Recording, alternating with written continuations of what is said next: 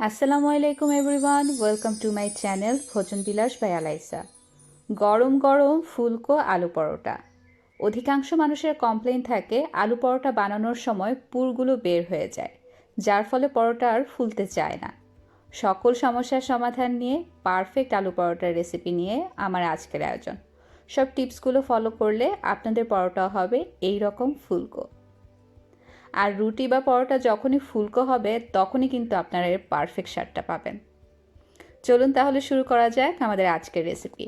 সেই জন্য একটা পাত্রে আমি 3 কাপ পরিমাণ ময়দা নিয়ে নিয়েছি। আপনারা চাইলে আটাও ব্যবহার করতে পারেন। এর মধ্যে আমি স্বাদ অনুযায়ী লবণ দিয়ে দিলাম। পরোটার ডোতে আমি একটু মিষ্টি পছন্দ করি, সেজন্য 2 টেবিল চামচ পরিমাণ চিনি দিয়ে দিচ্ছি। আপনারা যদি মিষ্টি পছন্দ না করেন না দিলেও চলবে।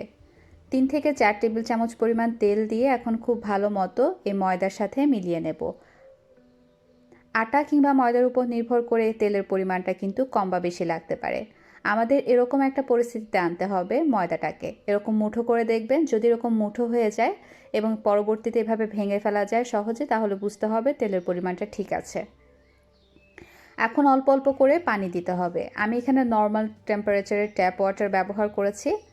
যখন এরকম শুকনা গুটি গুটি রয়ে যাবে তখনই পানি দেওয়া বন্ধ করে দিতে হবে। দেখতে পাচ্ছেন আমার ডোটা কিন্তু সফট না, একদম শক্ত একটা ডো হয়েছে। এরকম একটা ডো আমাদের তৈরি করতে হবে। তাই বলে কিন্তু আপনারা একদম অতিরিক্ত শক্ত ডো তৈরি করতে পারবেন না। আমি এখানে পানির পরিমাণটা বলে দিচ্ছি না, কারণ আপনাদের আটা বা ময়দার উপরে নির্ভর করে পানির পরিমাণটা কম বা বেশি লাগতে পারে। খুব ভালো মতো ডোটাকে ময়ান করে নেওয়ার পরে আমি এখানে আরও 2 টেবিল চামচ পরিমাণ তেল দিয়ে খুব ভালো মতো মথে এটাকে এখন ঢাকনা দিয়ে রেস্টে রেখে দেবো অ্যাটলিস্ট আধা ঘন্টার জন্য। এখন আমি পুরটা তৈরি করে নেব। সেই জন্য আমি এখানে তেল দিয়ে দিয়েছি পাত্রে 3 টেবিল চামচ। তার মধ্যে আমি আধা কাপ পরিমাণ কুচি করা পেঁয়াজ এবং স্বাদ অনুযায়ী কাঁচামরিচ কুচি দিয়ে দিয়েছি। এখন এটাকে ভেজে নিতে হবে। পেঁয়াজটা যখন কিছুটা নরম এবং রঙটা স্বচ্ছ হয়ে যাবে তখন আমি 1/4 চা চামচ পরিমাণ রসুন বাটা দিয়ে দিয়েছি। খুব ভালো মতো এটাকে কাঁচা গন্ধ যাওয়া পর্যন্ত ভেজে নিচ্ছি। তারপরে হলুদ গুঁড়া দিয়ে দিচ্ছি। আমি আধা চা চামচ পরিমাণ হলুদ গুঁড়া এখানে ব্যবহার করেছি। আর দিয়ে দিচ্ছি খুবই সামান্য জিরা গুঁড়া, চিমটি পরিমাণ বলতে পারেন। তারপর আবার ভেজে নিচ্ছি পেঁয়াজের সাথে। চুলার আঁচটা মিডিয়ামে আছে। স্বাদ অনুযায়ী লবণ দিয়ে দিলাম। আমি এখানে শুধুমাত্র মশলার জন্য লবণ ব্যবহার করেছি। তারপর ধনিয়া পাতা কুচি দিয়ে দিয়েছি। ভেজে এখন চুলাটা বন্ধ করে দিচ্ছি। আমার মশলাটা হয়ে গেছে। অন্যদিকে আমি এখানে লবণ দিয়ে এভাবে করে আলু সিদ্ধ করে নিয়েছি। আলু যখন সিদ্ধ করবেন খেয়াল রাখবেন আলুর মধ্যে যেন কোনো পানি না থাকে। পানিটাকে একদম শুকিয়ে নিতে হবে। আমার আলুগুলো দেখে বুঝতে পারছেন যে আলুগুলো শুকনো শুকনো আছে, কিন্তু সেই অবস্থাতে নামিয়ে খুব ভালো মতো মশলার সাথে মথে মিলিয়ে নিয়েছি। এখন আমি যেই ডোটা রেখে দিয়েছিলাম রেস্টে, সেটা দেখুন অনেকটাই সফট হয়ে গেছে। এখন এটাকে আমি প্রায় 1 থেকে 2 মিনিট মথে নিয়েছি। 1-2 মিনিট মথে নেওয়ার পর এটা আরও সফট হয়ে যাবে। এখন আমি যেহেতু 3 কাপ ময়দা ব্যবহার করেছি, সেই জন্য আমি এখান থেকে 6টা পরোটার ডো তৈরি করে নিচ্ছি, লেচি করে নিচ্ছি। এখন আমি পুর ভরবো। সেই জন্য দেখুন পুরটাকে কিভাবে ভরতে হবে। এই বিষয়টা তো আপনাদেরকে বলে বোঝানো সম্ভব না, আপনাদেরকে একটু দেখে বুঝে নিতে হবে। আমরা ছোটোবেলায় যেভাবে মাটির পাতিল তৈরি করতাম সেরকম করে ভেতরটা একটু এরকম গর্ত করে নিচ্ছি। কিছু টিপস বলে দিই, আপনাদের ময়ানটা যদি পারফেক্ট না হয় তাহলে কিন্তু আপনার এরকম গর্ত তৈরি করতে পারবেন না। তারপর হাতের মধ্যে এভাবে নিয়ে হাতটাকেও একটু গর্তের মতো করে রাখতে হবে।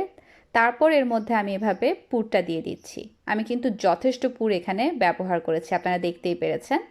এখন 4 সাইড থেকে এভাবে টেনে মুখটা এনে সিল করে দিতে হবে। দেখতেই পাচ্ছেন আমি কিভাবে করেছি। এখন এভাবে ঘুরিয়ে দিতে হবে, তাহলে আর এটা ছুটবে না। তারপর এটাকে রেখে দিচ্ছি। এরকম করে আমি সবগুলো বানিয়ে নেব। আপনাদের যদি আলুর মধ্যে পানি রেখে দেন তাহলেও কিন্তু পুরটা বের হয়ে যাবে ভেতর থেকে।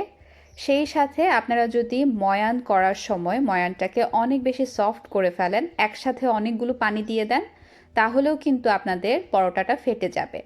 তাই একটু বুঝে আমাদেরকে এখানে ময়ানটা করতে হবে। আমি যেভাবে আপনাদেরকে শুরু থেকে বলছি প্লিজ টিপসগুলো ফলো করবেন, তাহলে আপনাদের পরোটা আর ফাটবে না।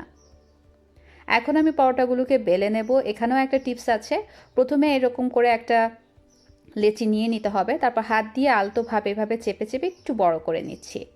আপনাদের কাছে যথেষ্ট সময় থাকলে আপনারা হাত ব্যবহার করতে পারেন, কিংবা বেলন দিয়ে এভাবে আলতো হাতে এটাকে একটু এরকম ফ্ল্যাট করে নিতে হবে। কোনোভাবেই খুব জোরে এটাকে বেলা যাবে না। আমরা রুটি সাধারণত অনেক ফাস্ট বেলে থাকি বা অনেক জোরে জোরে বেলে থাকি, ওভাবে কিন্তু করা যাবে না। ওভাবে করলে আপনাদের পরোটা ফেটে যাবে। খুব আলতো হাতে এটাকে হ্যান্ডেল করতে হবে। দেখতেই পাচ্ছেন আমি কিভাবে করছি। ততক্ষণ পর্যন্ত বেলতে হবে যতক্ষণ পর্যন্ত না উপরে পুরগুলো এরকম ভেসে ভেসে আসে।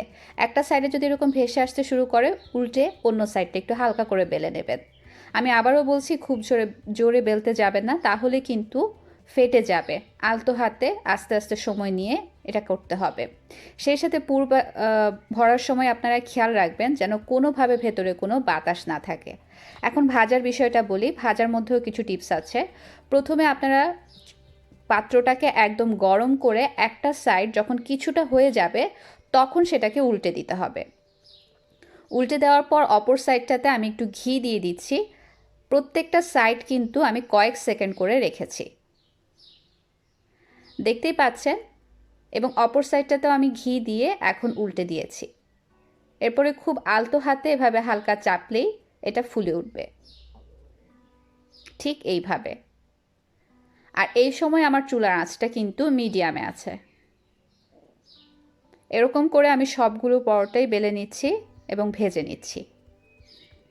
প্লিজ টিপসগুলো ফলো করার চেষ্টা করবেন, তাহলে আপনাদের পরোটাও হবে একদমই পারফেক্ট, ঠিক এই রকম।